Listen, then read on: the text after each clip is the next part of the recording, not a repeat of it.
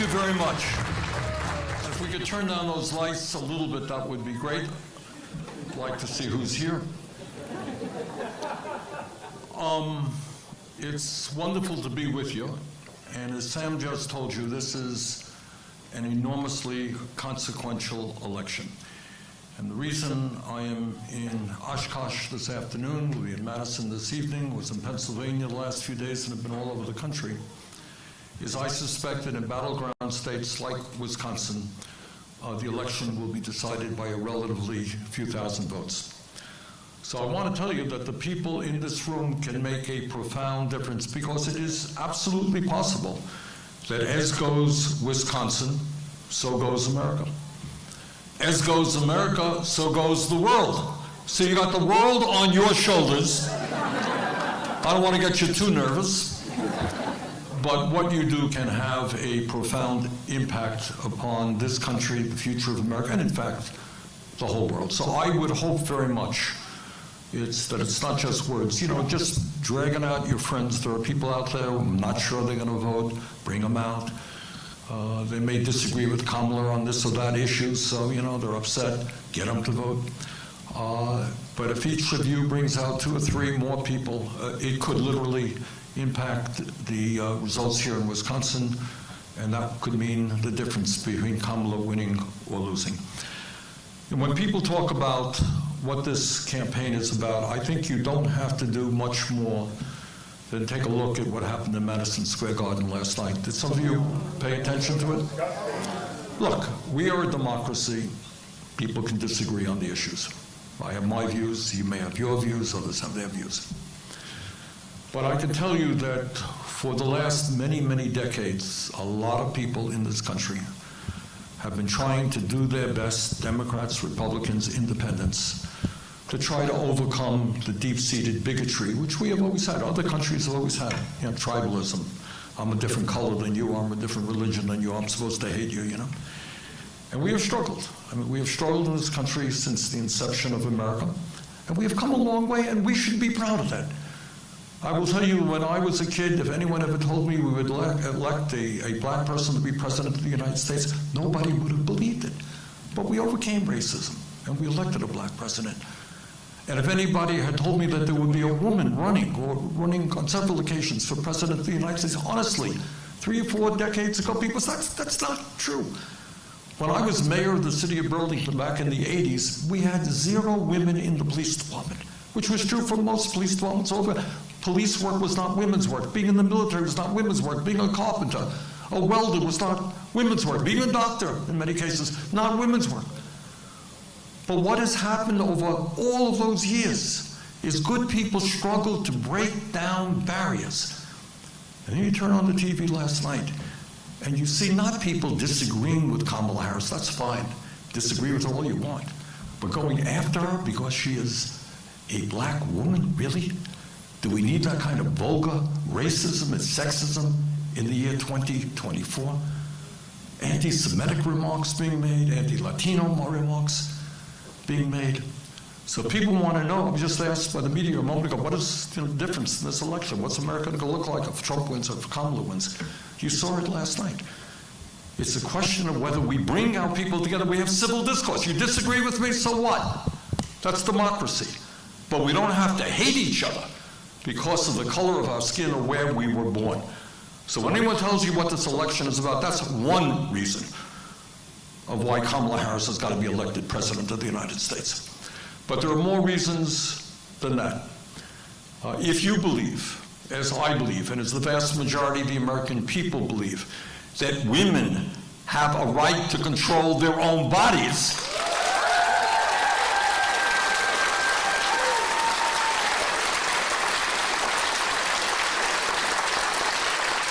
then Kamala Harris has to be elected president. She has spent her whole life fighting for women's rights. Trump, on the other hand, boasts he's very proud of the fact that he appointed 3 right-wing Supreme Court justices who overturned Roe v. Wade. So that's another reason. Believe in women's rights, vote for Kamala. Now, another issue that has not gotten the kind of discussion that I think it deserves in this campaign is the fact that the scientific community overwhelmingly understands that climate change is real. It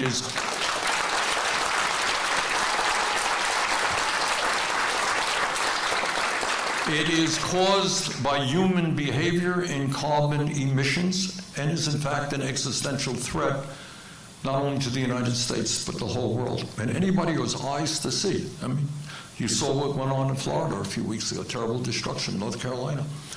You saw the horrible forest fires, unprecedented in the West Coast and in California. You saw the heat waves in Saudi Arabia, where temperature went over 120 degrees and people died because you can't sustain human life at that kind of temperature. Worst heat waves in the history of Europe. In China, millions of people were displaced because of unprecedented flooding. All over the world, we're seeing the impacts of climate change. Donald Trump believes that climate change is a hoax. All right?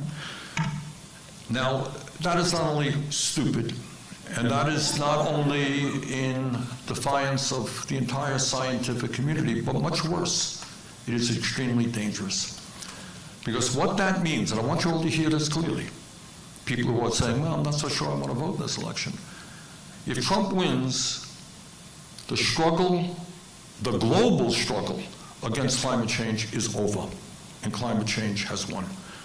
Because if the United States, the largest economy on earth, gives up and does not move toward energy efficiency and sustainable energy and the transformation of our energy systems, China will do the same, so will Europe, and that's it.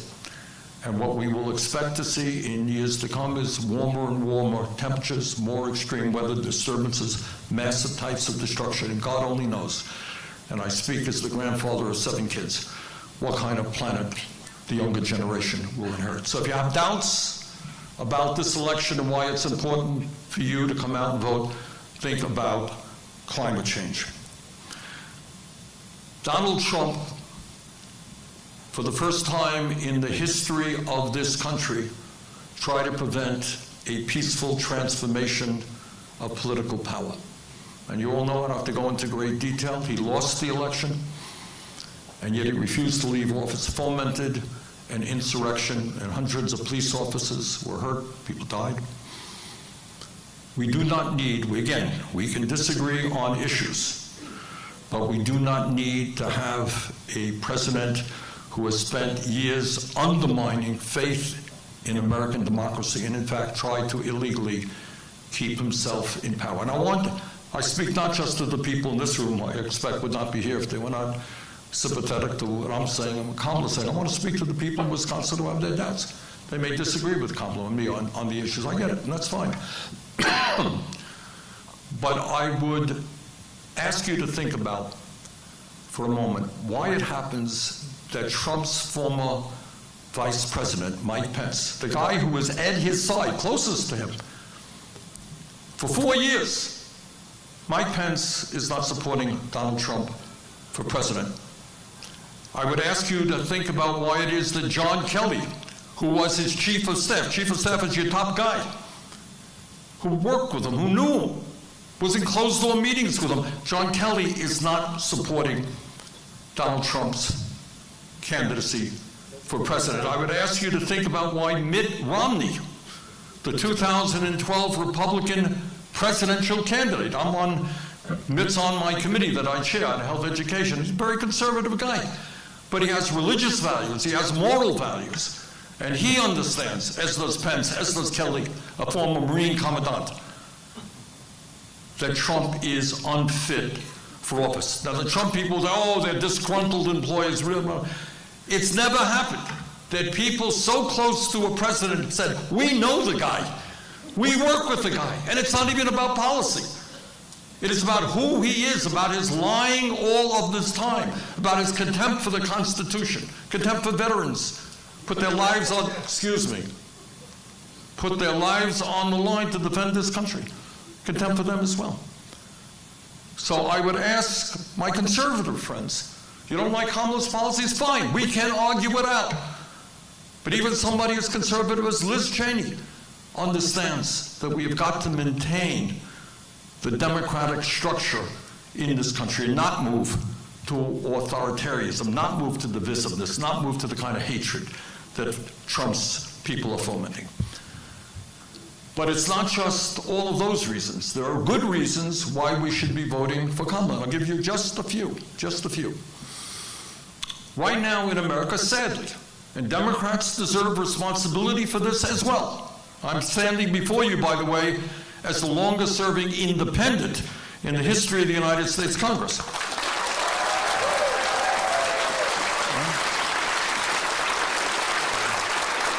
So unlike some other people who are, going out, campaigning for Kamala, tell you how great the Democrats are, that's not what I do. They're better than the Republicans. That's for sure. All right? But I just want to give you one example of many. Right now, we have millions of Americans, some 20 million Americans, who are working for less than $15 an hour. Got it? And I was in Texas a few weeks ago, and I said to the guy who was with me, I said, there's nobody in Texas really working for your $7.25 minimum wage, is there? He said, oh, yes, there is. All right, but it's not people just working for the federal minimum wage of $7.25. It's people working for $9 an hour, $12 an hour, $13 an hour. And I don't care whether you live in rural Wisconsin or Los Angeles or New York City. Nobody can live on $12 or $13 an hour. Okay?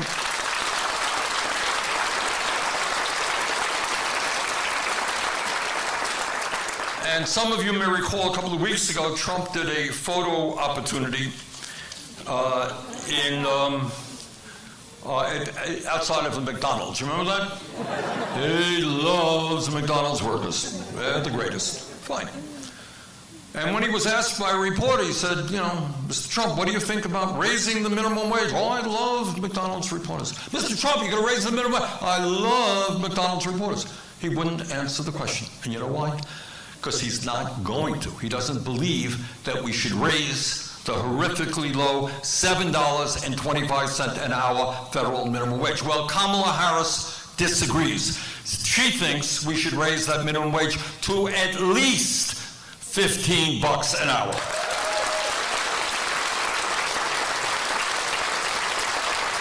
So if you're a low-wage worker out there, you're trying to get by on 12 or 13 bucks, Kamala wants to give you and millions of other workers a long-needed pay raise. Billionaire Donald Trump doesn't think you deserve it. That's the difference.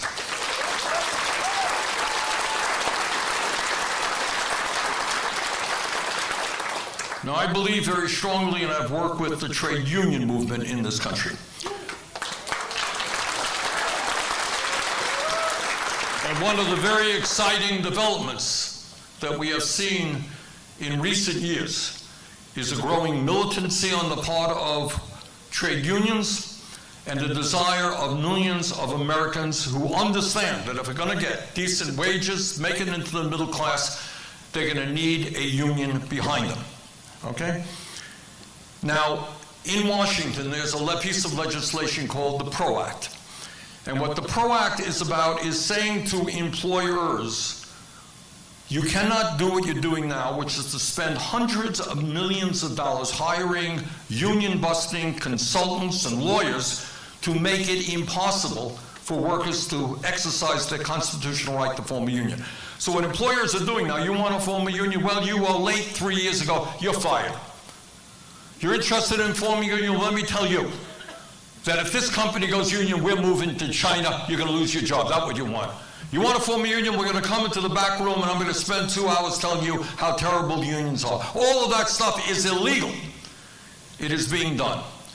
Kamala Harris believes in seeing the trade union movement grow in this country, supports the PRO Act. Donald Trump is anti-union, will not support the PRO Act. That's a profound difference between the two.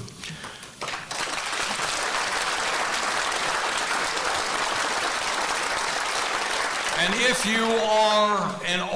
you're a worker in America, there is a good chance that you're supplementing your normal income with time and a half from overtime. Millions of people are paying their bills working overtime. And I want to read you something that Trump said a few weeks ago. He hates overtime. He hated as a private employer. He said, quote, I know a lot about overtime. I hated to give overtime. I hated it, i.e. I hated to pay time and a half. I'd get other people. I shouldn't say this, but I'd get other people in I wouldn't pay. End of quote. In other words, what he did was illegal. You're not allowed to do that, but for Trump, that's not terribly important. So instead of paying his workers time and a half, he brought in other workers to pay them regular time. Joe Biden and Kamala Harris expanded the number of workers in this country who get overtime pay. Trump would take us back, would deny workers the time and a half that they need. That's a difference in terms of why you should be voting for Kamala Harris.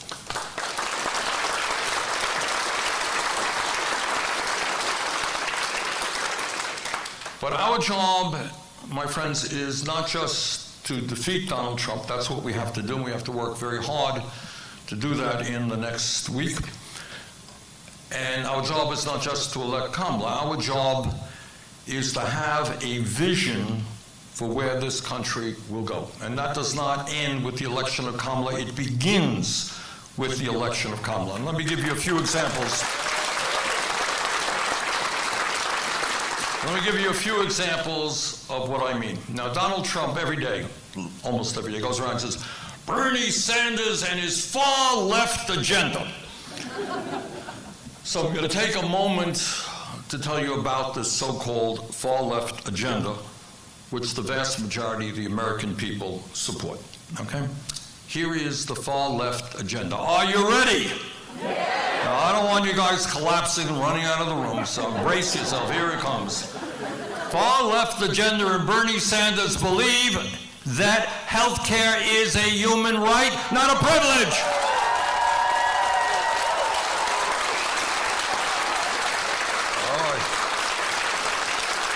I see we got a lot of far leftists here already, huh? Okay. And what I believe, and the vast majority of Americans believe, is that our current healthcare system is broken, it is dysfunctional, it is absurd that we are spending twice as much per person on healthcare as the people of any other country, while 85 million of us are uninsured or underinsured. Now, here's something you don't see on TV, you don't hear much discussed in Congress, and the reasons for that we'll get into. But that is that 60,000 Americans die unnecessarily every year because they don't have the money to get to a doctor when they should. Think that's what America is supposed to be about? I don't. All right.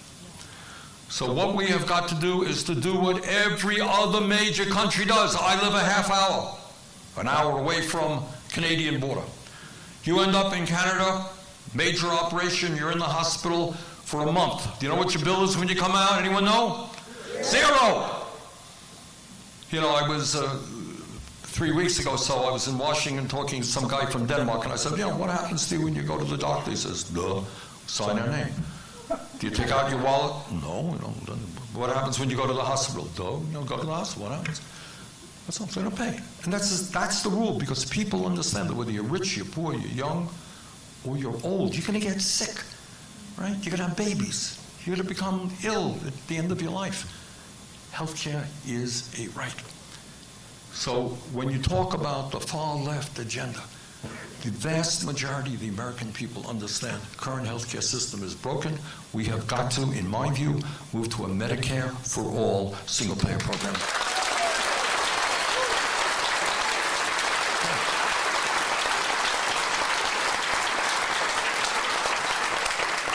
Here's another far-left idea. Are you ready?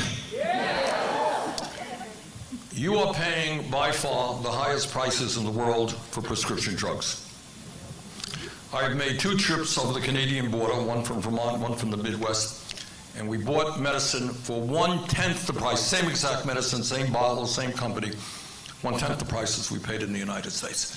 So here is a very far-left idea, that in the United States we should take on the greed of the pharmaceutical industry and not pay any more for our drugs than people in other countries.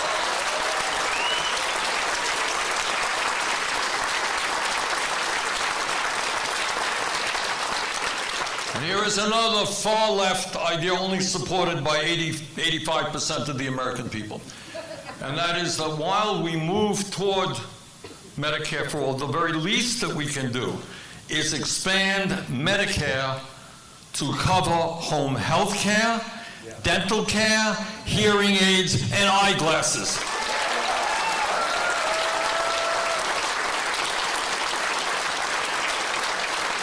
God, we got a lot of far leftists here in Oshkosh.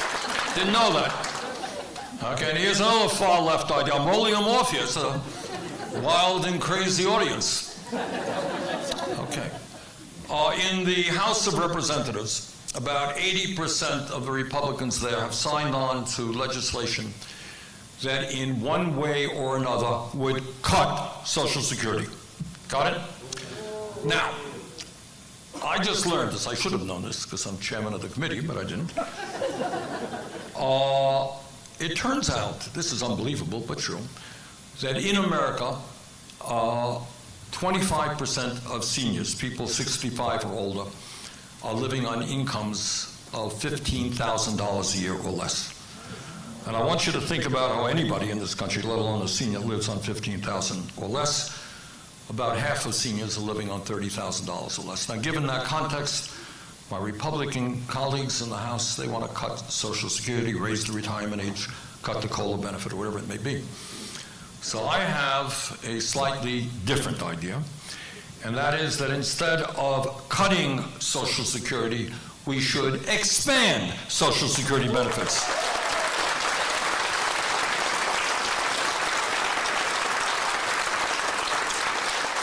How do I do it? How do I do it easily? What's the way that you expand Social Security benefits and extend the life of Social Security? Anybody know? Well, and how do you do it precisely? What's the mechanism? All right, who said that? Stand up. Oh, no. Raise the cap. Where was the raise the cap guy? Stand up. All right, give us...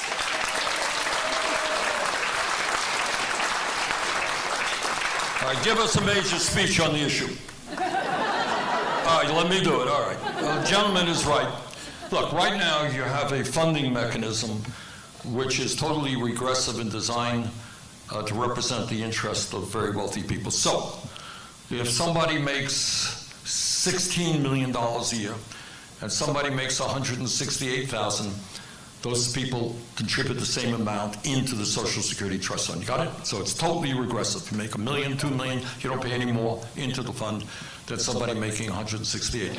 If you lifted that cap and started at $250,000, you could raise Social Security benefits by $2,500 a year and extend the life of Social Security for the next 75 years. How's that?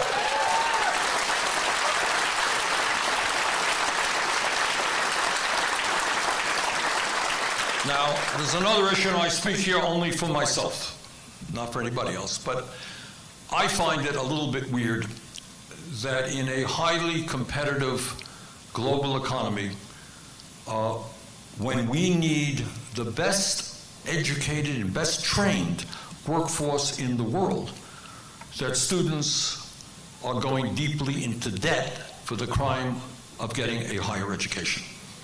So what I can tell you as a senator from Vermont, I can tell you, give you in my state, just in my state, I'm sure it's true in almost every state in the country, we don't have enough doctors, we don't have enough nurses, we don't have enough dentists, we don't have enough pharmacists, we don't have enough mental health counselors. In Vermont, because we passed nationally the infrastructure bill, which is the most significant expansion of infrastructure funding in the history of this country, and it's creating millions of jobs. But you know what? We don't have enough steel workers, we don't have enough welders, we don't have enough plumbers, we don't have enough carpenters, we don't have enough construction workers. So we need a well-trained workforce, whether it's blue-collar workers or whether it is white-collar workers. We don't have enough teachers, all right? So in the midst of all of that, we need to make sure that our young people, and all people, not just young people, get the education they need to fill the important work that has to be done. That's what we need.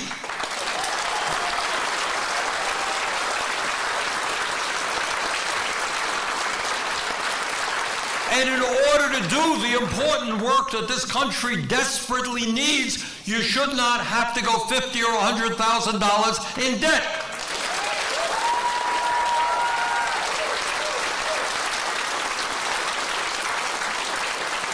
Just spoke to a young woman yesterday. She wants to go to medical school. She guesses from a working class family.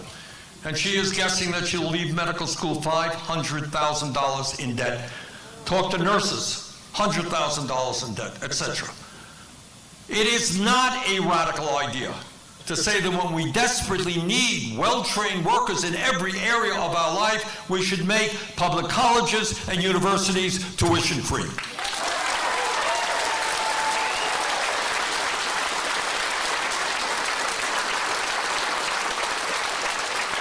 I want to take a moment to tell you what most other elected officials don't tell you.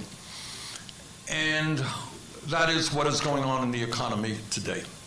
People take cheap shots at each other. Republicans blame Democrats. Democrats blame Republicans. Let's look at what's been going on. Over the last 50 years, 50 years, as everybody here knows, there has been a huge increase, a huge revolution in technology, and a major increase in worker productivity. We all agreed on that, right? So if you're a worker today, you are producing, you're far more productive than somebody doing a similar type job 50 years ago. Now, if I said to you, you are producing a lot more than somebody 50 years ago, you would expect to say, well, that's great. I'm obviously making a lot more money. Or maybe because I'm producing a lot more, I'm working fewer hours. Right? Wrong. That's what you believe. You're wrong. Here is the startling reality that almost nobody talks about. You know, you talk about why people are angry out there. All right? They have a reason to be angry.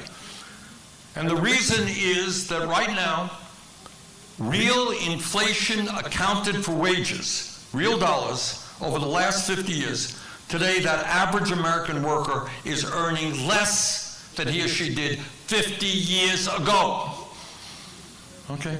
So what happened? How did that happen? Well, I'll tell you what happened. It was a study done by the Rand Corporation, kind of conservative think tank. And what they looked at in terms of income and wealth inequality is that over that same 50-year period, there has been a $50 trillion transfer of wealth from the bottom 90% to the top 1%. Now, 50 trillion is an unfathomable number. What the hell does that mean? It's, you know, it's beyond anyone's comprehension. But the bottom line is that what's happened is over the last 50 years, as workers have become more productive, producing more, they have not benefited from it. Almost all of that increase in wealth has gone to the people on top. So the reality of the economy today is that for the people on top, for the 1%, they have never, ever had it so good in American history. Top 1% never had it so good. Making money hand over fist. And it's not only income and wealth inequality. It's not only that 3 people, if you can believe this, own more wealth than the bottom half of American society. What do you think about that? Is that what America's supposed to be? Elon Musk and 2 others own more wealth than 160 million Americans. Top 1% owns more wealth than the bottom 90%. Today, because of excessive, unending corporate greed, you got CEOs of major corporations now making 300 times what their average worker makes. Got it? Now, bosses, CEOs always made more money than their workers. Nothing surprising about that. You know, years ago they made 20 times more, 30 times more. Today, 300 times more. And when workers are fighting for decent pensions so they can retire with dignity, and these CEOs are getting these golden parachutes of tens of millions of dollars a year, preventing workers from retiring with dignity. So on one hand, you have the people on top never had it so good. On the other hand, you have 60% of our people living paycheck to paycheck, and millions of people who are working for literally starvation wages. Can't afford health care, can't afford child care, can't afford housing, living under great stress. And one of the realities, again, that we don't talk about too much as a nation, I try to talk about it, and others do, but we don't get much coverage in the national media, is the fact that our life expectancy is lower, despite being the wealthiest country on earth, our life expectancy is lower than other wealthy nations. You all know that? You all know that? And here's a startling reality that we never talk about. And I want to open it up for some discussion here. It's not only that we live shorter lives than the people in Japan or Europe or Canada. There is a 5 to 10 year discrepancy in life expectancy between the wealthy and the working class in this country. You got it? So if you come from the working class, as I do, you can expect to live 5 or 10 years shorter life than somebody who is very wealthy. Why is that? All right, let me hear, who's at healthcare? All right, healthcare is certainly a factor. I mentioned earlier 60,000 people die because they can't get to a doctor when they should. The rich have access to some of the best healthcare in the world. Many working class people, are struggling with high deductibles to get to a doctor at all. Healthcare is a reason, but in fact, it's not the major reason. What is the major reason? All right, who said that? Stress. Who said that? Stand up.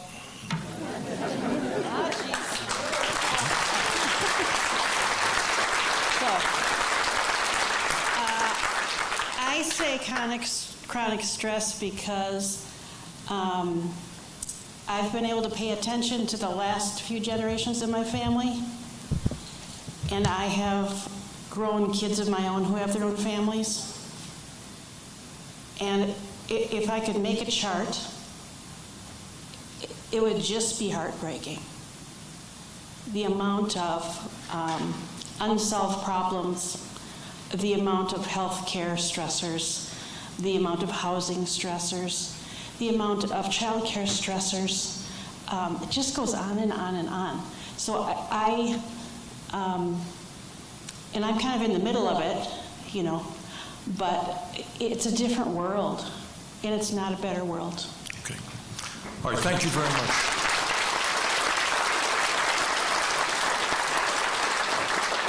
Who wants to add to that? Stand up. All right, let's hear the 2-hour speech on it. Here you go. All right, the 3-sentence speech. The better the food is for you, the higher the price is for it, and the less affordable it is for the majority of people. And what is the food industry doing to our kids? Poisoning them. All right, we're going to have a hearing, I think on December 5th. I'm chairman of the committee that deals with this stuff. And we're going to have the head of the FDA in before the committee to ask them why we are not putting proper labels on food so that parents know what their kids are eating, the amount of sugar and processed food and all that stuff.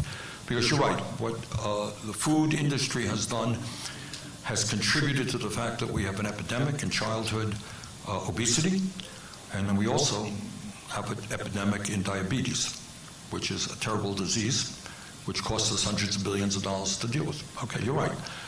And if you want to eat good quality food, if you want to eat organic food, it is very, very expensive. Junk food is less expensive. Very important point. All right, stress, workers, what's going on in workers' lives? Who has thoughts on it? Don't be shy. Stand up, stand up. Let me get, who else? I'm sorry. Clean water access? Clean water is obviously very important. What about, all right, what about, I spoke yesterday, 2 days ago in Erie, Pennsylvania. A woman gets up and she says, I'm a single mom. I'm inundated with bills. She's working, she has a job. Has to deal with bills. She has to decide which bill she's going to pay, which bill she's not going to pay. She gets hounded by bill collectors all of the time. Talked to another guy, it was really remarkable. Guy says, I have stage 4 cancer, young guy.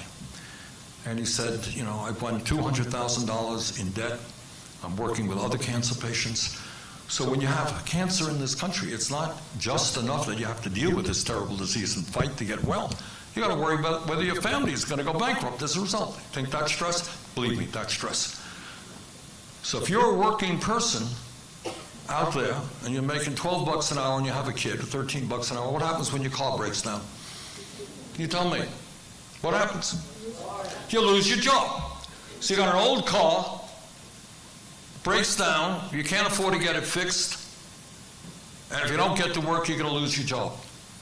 If you're living in a rental unit and the landlord says, Mrs. Jones, I'm going to raise your rent by 20%, you don't have that 20%, you have to find another apartment, you have to take your kid out of school, I think that's stress. Somebody in the family gets sick and you have a $10,000 deductible, you can't afford to pay it. What do you think that's like? If you feel really sick and you say, I should go to the emergency room, but somebody told me the last time they went to the emergency room, somebody just told me the other day, went to the emergency room, came out with a bill of $10,000. All right? You're going to think twice. You're going to think twice about even taking a bloody ambulance to get to the hospital, because that'll cost you a few thousand. All right? That's called stress. And you go through that day after day, year after year, you know what it does? It wrecks your body, and it wrecks your mind. And we have an epidemic of mental illness in this country as well. So the struggle that we are fighting for, despite what Trump and his friends may think, is not a radical idea. You know, no one's going to create utopia, no one's going to make sure that everybody has a wonderful life. But we can eliminate a lot of those stresses, all right, to make life a little bit easier, to literally give people the opportunity, I can breathe.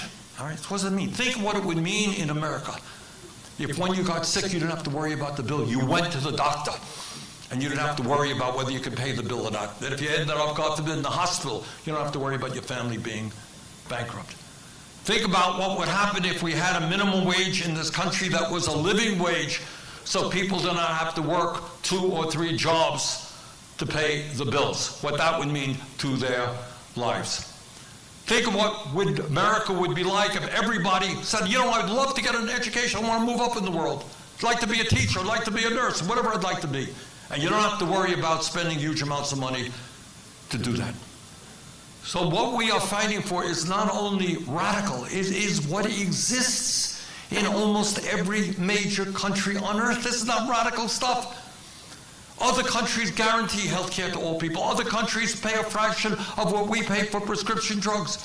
Other countries do not have huge numbers of people sleeping out on the streets because we don't have the kind of affordable housing. Other countries don't have kids $100,000 in debt for the crime of getting a higher education. We can do better. And the challenge that we face, again, going back to Madison Square Garden last night, what demagogues always do is try to divide us up. You know, based on your religion, sometimes they're anti-Semitic, sometimes they're anti-Muslim. Based on your gender, they're anti, what we heard last night was vulgar sexism. You know, she's a woman, should she really be president of the United States? And sometimes it's where you were born, you speak another language. Divide, sometimes it's, you know, your sexual orientation, you're gay, oh my God, end of the world. All right? All right? Divide, divide, divide. Because they understand one fundamental truth, that if we bring our people together around an agenda that works for all of us and not just a few, we can transform this country.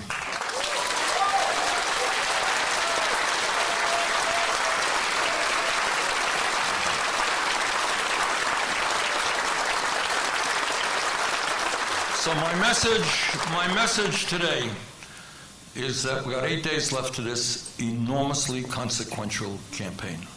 So important from an economic perspective, so important from a democracy perspective, so important from a women's right, from a climate change perspective. Do everything you can, and you can make a difference, really.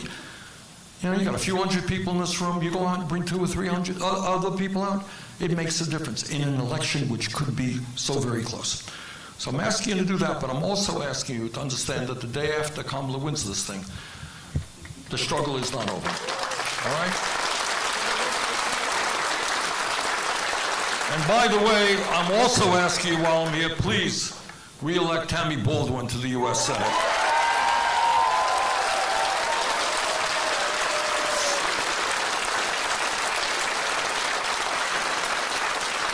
Tammy is one of the outstanding members on our committee fighting for veterans' rights, fighting for lower-cost prescription drugs, fighting for a health care system that works for all of us. So, Oshkosh, thank you all very much for being here today. Let's go out and do it. Thank you.